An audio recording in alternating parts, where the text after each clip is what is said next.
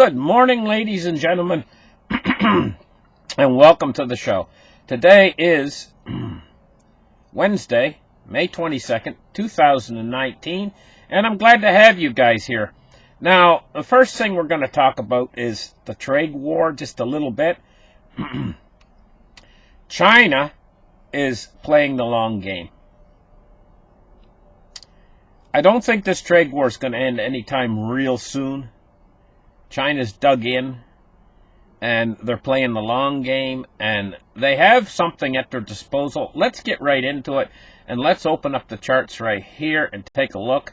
The first thing I want to point out is China has something called rare earth minerals. Now, I don't know an extreme amount about rare earth minerals, but I do know about rare earth magnets. I love playing with rare earth magnets, and these evidently are made from rare earth minerals, these rare earth magnets. They're called, I can't think of the name of them, but they're the shiny little magnets that are covered with chrome, and they're the real strong magnets. I love playing with them. They're fun to play with. I got a number of them on my fridge door where I keep them. They're very strong to pinch your fingers. Anyway, rare earths, these minerals are needed in almost all electronics, In China, they have the rare earth minerals. They're the guys who mine them. And so they can control the supply. They can actually quite literally turn off the taps on these rare earth exports to the United States. They mine 80% of these rare earth minerals. 80%, they control 80% of global supply of rare earth minerals. And this can really put a constraint on the United States. So this is probably going to be their next move, is to probably... that's why Xi Jinping, the leader of China, was out there, and he showed himself near one of these rare earth mines, I guess. Where does it say here?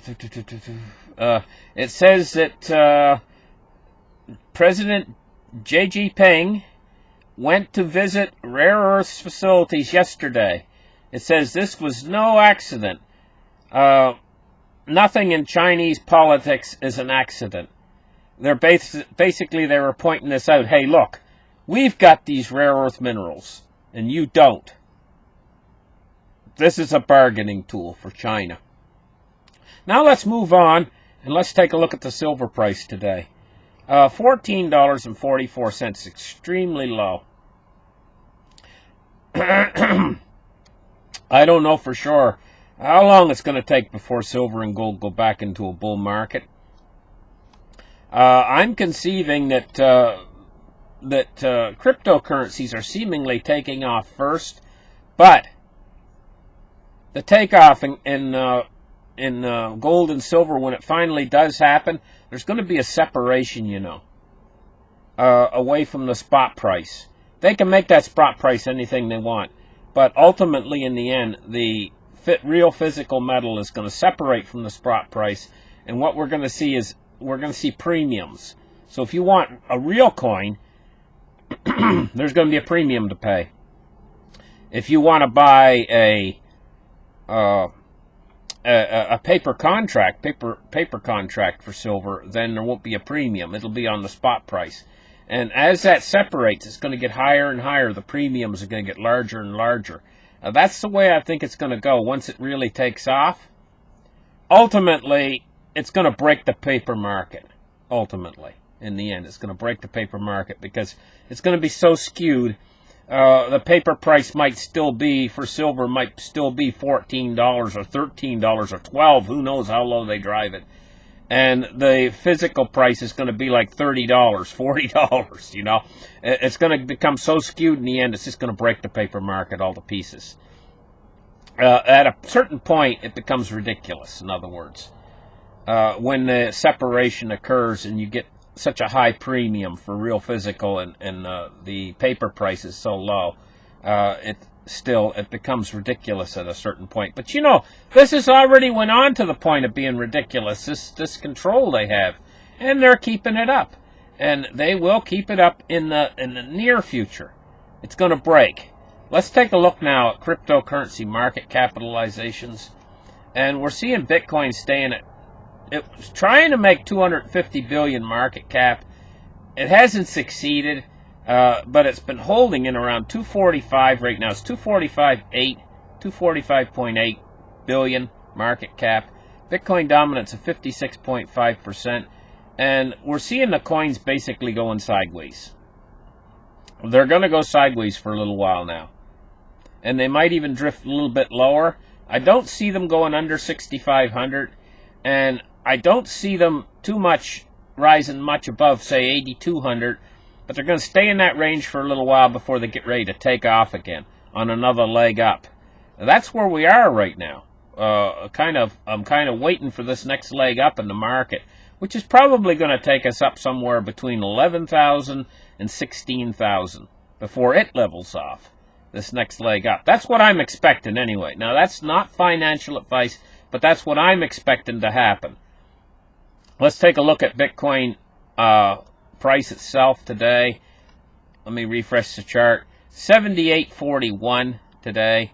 And we can see this in the chart right here, how it's leveled off for the last few days. And it's going along sideways after it made that large leg up from like, it was a huge leg up. It got everybody excited anyway. Let's take a look at the Dow Jones Industrial Average for today. And I'm going to have to refresh the page again here. 85 points down to the negative side. But you know what this market looks like to me? When I look at the overall picture, now this is the maximum chart over the years. This chart goes all the way back to 1987. And it's made several peaks in the market, you know. And the market is poised now. It's just poised like Mr. Bean standing on top of a diving board in a big pool, you know. Do you remember that episode with Mr. Bean? And he went up the diving board, and then he looked down and he got scared to jump. But that's the way with the market right now, you know. It's just like Mr. Bean on top of the diving board. It's ready to go poof, down. Anyway, let's take a look now at crude oil. It's down 72 cents on the day. That's quite a large drop. 1.14%. I haven't checked Deutsche Bank this morning. I'm almost scared to look, tell you the truth. You know, let's take a look now at U.S. Treasuries. One of these mornings, we're all going to wake up and Deutsche Bank's going to be splashed all over the news. Treasuries are falling today. We're looking at quite a large fall, over 3 basis points in the U.S. 7-year. 3.4 basis points in the U.S. 7-year. The U.S. 7-year is at 2.29. U.S. 10-year is at 2.40. The U.S. 30-year is at 2.82. And when we start to go down into the short end of this yield curve, we can see the inversion, you know, the inverted yield curve. From the short end to the middle end of the yield curve, it's all inverted. Like, take a look now at the U.S. 1 month is 2.36, and you only get 2.19 on the 5-year, you know, which is less yield. All the yields are dropping today, and the lower end of the yield curve is not dropping as much as the higher end. So now let's take a look at the U.S. dollar index. 98.02 today on the day. So, you know, we got a situation in China where China is actually playing the long game now. And this trade war could drag out for a long time. And why I say that the stock market is poised to fall is because as this trade war doesn't come to any quick settlement, we're going to see the world economy start to slow down from the effects of the trade war, along with an awful lot of other effects occurring simultaneously within the financial system. We were already undergoing a slowdown. It had already started. The real estate markets are starting to roll over. Economies are starting to roll over. Germany, Italy's in a recession. Germany, I mean, they just barely escaped the recession.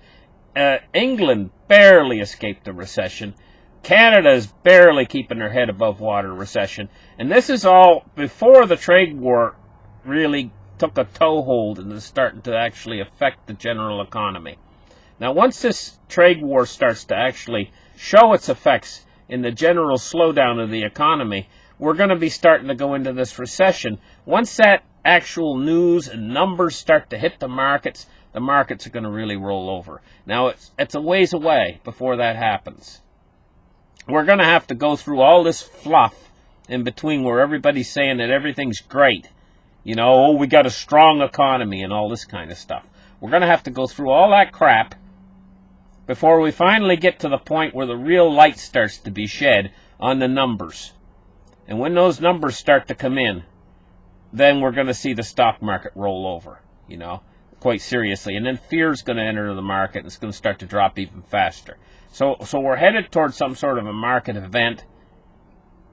That market event is going to lead to the next step, which is going to be more stimulus by the government to prop up the markets. Then the markets will probably go back up. But it's going to only be on the backs of stimulus. The Chinese, to play out this trade war, the Chinese are going to stimulate their economy to no end. So look for China's stimulus measures coming. They're going to support Huawei, their company, their big flagship company that's worth like $100 billion, you know, and the phones and everything, Huawei phones. They're not going to be able to sell their phones very good because the Google apps are not going to work on them. So they're going to support Huawei. They're going to come in and they're going to... But what do we expect? Didn't we do the same thing back during the 2008 financial crisis to the big banks that were failing? So what should we expect? Of course they're going to support Huawei. You know, the Chinese government. It's a state-owned company. Anyway, listen. Thank you guys for listening to this market report. We'll catch you again very, very soon. And you guys have a great day and give me a thumbs up. Bye-bye, guys.